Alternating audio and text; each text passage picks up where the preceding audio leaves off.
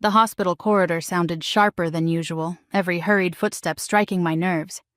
I had spent 7 years learning how to stay calm while patients panicked, but one message from my father had unsettled me more than any emergency.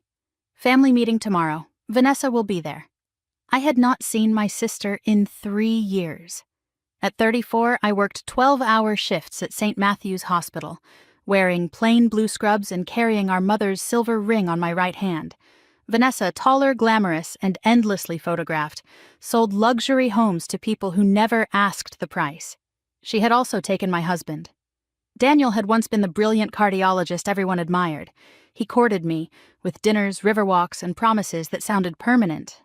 After we married, admiration became criticism. My clothes were too simple, my salary was embarrassing, my cooking lacked sophistication. Then our mother's arthritis worsened, and I became her nurse, driver, cook, and late-night companion, while Vanessa claimed she was too busy. Daniel resented every hour I spent caring for her.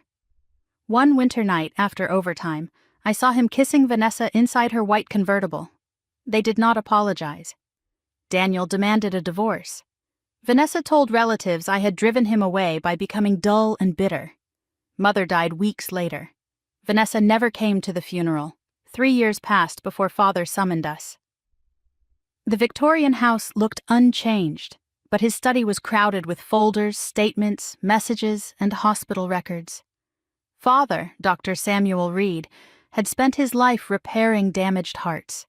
His face carried a severity I had never seen. "You already know about my cancer," he told me quietly before the others arrived. "Tonight is not about dying. It is about truth." Vanessa entered in a cream coat, Daniel behind her in an expensive suit. She glanced at my modest black dress and smiled. "Still alone, Nora?"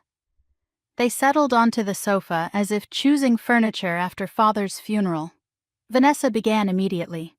"We should discuss the estate while you're still able. Daniel has spoken with attorneys." Father placed a sealed envelope on the table. "I have terminal pancreatic cancer," he said. 3 months, perhaps less. Vanessa's shock lasted only seconds before calculation replaced it. "We'll care for you," she said quickly. Daniel leaned forward. "I can arrange treatment." Father raised one hand. "You had your chance to care for someone." He opened the first folder. Inside were 3 years of statements from Mother's assisted care facility. "Vanessa, I transferred $5,000 monthly for your mother's treatment. The facility received almost nothing." Vanessa laughed too loudly. "That must be an accounting error." Father turned his laptop toward us. Her bank records showed designer purchases, resort bookings, car payments, and restaurant bills arriving days after each transfer. Daniel stood. "Those records are private." "So were the medical reports you falsified," Father replied. The next folder contained certificates Daniel had signed, understating Mother's condition so no investigation would question why her care bills went unpaid. My stomach twisted. I had believed exhaustion alone had worsened her final months.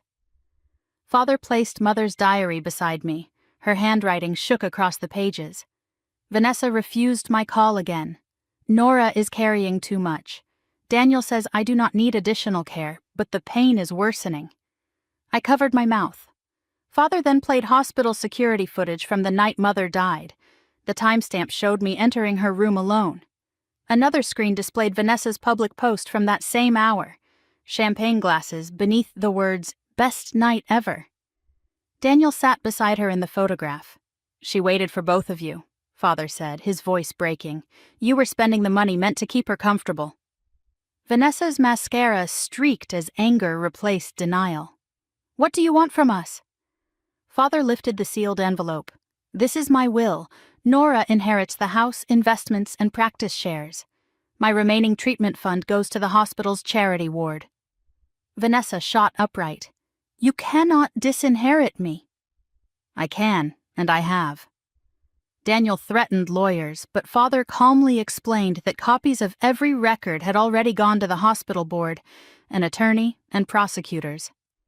"You may repay what you stole and apologize at your mother's grave," he said, "or contest the will and watch everything become public." For once, neither of them had an answer. I cared for Father through his final spring. We ate breakfast beside the garden, sorted old photographs, and spoke honestly about grief. He died peacefully at sunrise, holding Mother's picture.